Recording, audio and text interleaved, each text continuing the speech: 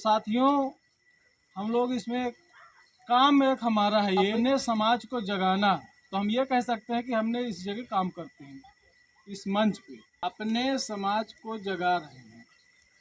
हमारा समाज सोया हुआ है, फिर भी सब बहुत लोगों के मन में होता है कि हम तो जग रहे हैं, फिर भी ये बोल रहे हैं सोए हुए, लेकिन बहुत गहरी नींद से सोया हुआ है। और हम सभी लोगों को जगाने का धीरे धीरे करके प्रयास कर रहे हैं। आज यहाँ पे दुर्गेश कुमार विश्वकर्मा जी के माध्यम से यहाँ पे कार्यक्रम लगवाया गया है और मैंने बहुत बहुत धन्यवाद देता हूँ दुर्गेश कुमार विश्वकर्मा जी को, जो यहाँ पे कार्यक्रम लगवाएं और आप सभी लोगों को कुछ न कुछ जानकारी देने का कार्य किए। तो साथियों, उस टाइम 30 करोड़ आबादी थी, आज 140 करोड़ आबादी हो रही है और आज़ादी के 75 साल हो गए और आज तक ओबीसी आज़ाद नहीं हुआ। यहाँ पे कितने ओबीसी भाई बैठे हैं जिनको ये पता है कि ओबीसी आज़ाद हो गए? आज भी ओबीसी आज़ाद नहीं हुआ है। आज़ादी में 26 जनवरी 1950 को संविधान लागू होता है और 1951 में ओबीसी की जाति आधारित जनगणना होना था।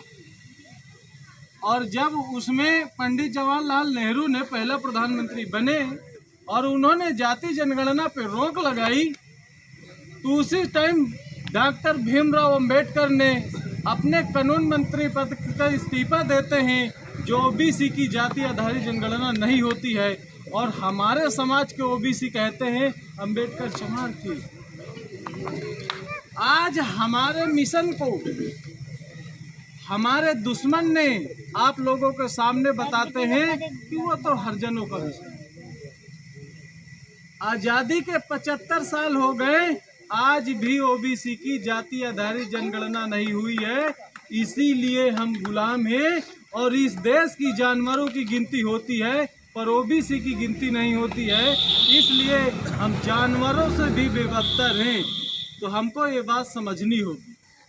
और जो जातिवाद पे बटे हुए हैं हम, वो हमको एक होना पड़ेगा और एक होना है।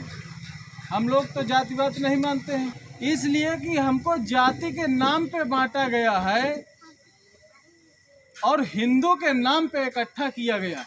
और हिंदू का जो नेतृत्व करने वाला है वो हमारा दुश्मन है और हमारे ही अधिकारों को हिंदू के नाम पे ले लेते हैं और इसके बाद जाति के नाम पे बांट देते हैं।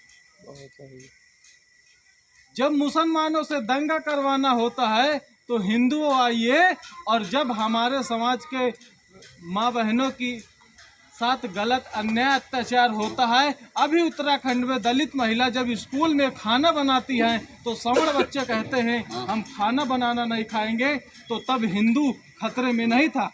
आज हिंदू खतरे में है। इस देश के जो उच्च उच्च पद पे हैं, मोहन भागवत, अभी अडानी की भतीजी बताएं, बहुत जो ब्राह्मण के घर से लड़कियां हैं वो मुसलमानों के साथ ब्याही हैं। तो मुसलमानों से क्यों खतरा है, हमसे बताइए। यानी आप अपने घर की इज्जत को खतरे में डाल रहे हैं और हम जैसे लोगों को बोल रहे हैं हिंदुओं एक हो जाओ, मुसलमानों से खतरा है।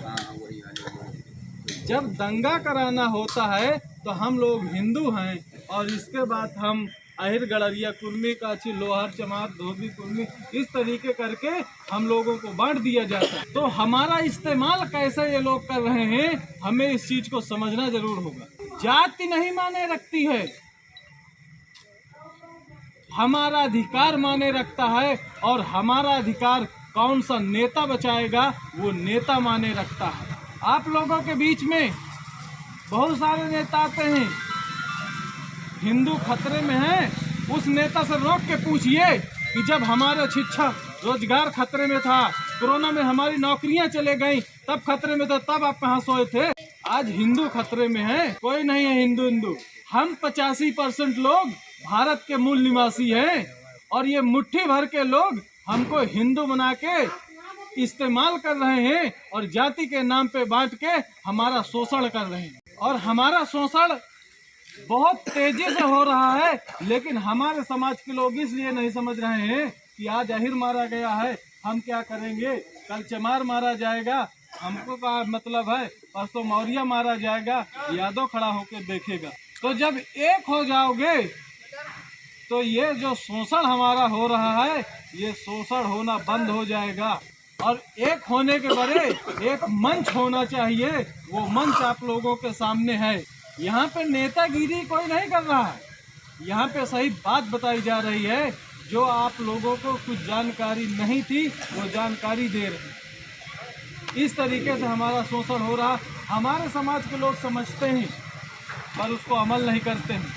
जैसे कि मैं बता दूं कि हमारे समाज के लोग 60 साल के बुजुर्ग और 10 साल के ब्राह्मण लड़के के पैर छू लेते हैं तो उसका मनोबल बढ़ता है। और इसके बाद में आप 3 चीज देना बंद कर दो, मनोबल उसका न बढ़ाओ, और जो धन देते हैं, धन कहाँ कहाँ देना दिया जाता है, किसी जगह मंदिर पे, भिक्षा पे, बहुत सारी तरीके से धन लेते हैं वो लोग। तो आप लोग धन देना बंद कर दो और वोट देना बंद कर दो, ये लोग अपने आप नीचे हो जाएं। आप अपने लोगों को वोट दो, अपने लोगों को साथ रहो, और जो आपको दान करने का शौक है, इस जैसे समाज में पैसा खर्च करो, जैसे आज दुर्गेश विश्वकर्मा जी कर। एक बात कह के मैं समाप्त करता हूँ कि ये हुसैनगंज में मीटिंग आज हो रही है, और आने वाली 29 तारीख को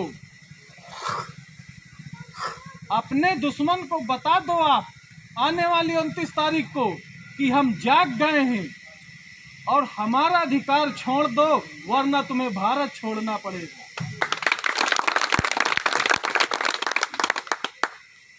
आने वाली 29 तारीख को इतने लोग बैठे हैं, अगर सभी लोग, ये जो संडे बना है,